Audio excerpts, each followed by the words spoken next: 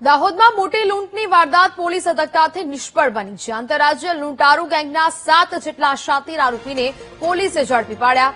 આરોપીઓ પાસેથી hydraulic cutter સહિતના ઘાતક સાધનો મળી આવ્યા।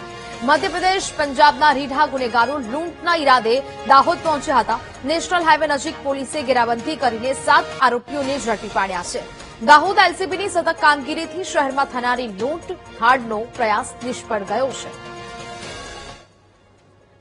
આંતરરાજ્ય ગેંગ ધાડપાડોની ગેંગ જે તીક્ષ્ણ હથિયાર અને ઘરફોડ લૂંટ ધાડ કરવાના સાધનો લઈ અને દાહોદના હાઈવે વિસ્તારની આસપાસમાં ભટકી રહી છે એ પ્રકારની માહિતી મળતા એલસીબીની ટીમ દ્વારા સમગ્ર વિસ્તારને કોર્ડન કરી સર્ચ ઓપરેશન હાથ ધરવામાં આવ્યું હતું અને સર્ચ ઓપરેશન દરમિયાન 7 જેટલા ઇસમો છે એ પકડવામાં આવ્યા હતા અને આ લોકોને ચેક કરતા તેમની પાસેથી અલગ અલગ હથિયારો જેમ કે છરા, કટર, ઘણ, સીણા, ઘરફોડ કરવાના અન્ય સાધનો, ગિલોલ અને તીક્ષ્ણ હથિયારો મળી આવ્યા હતા।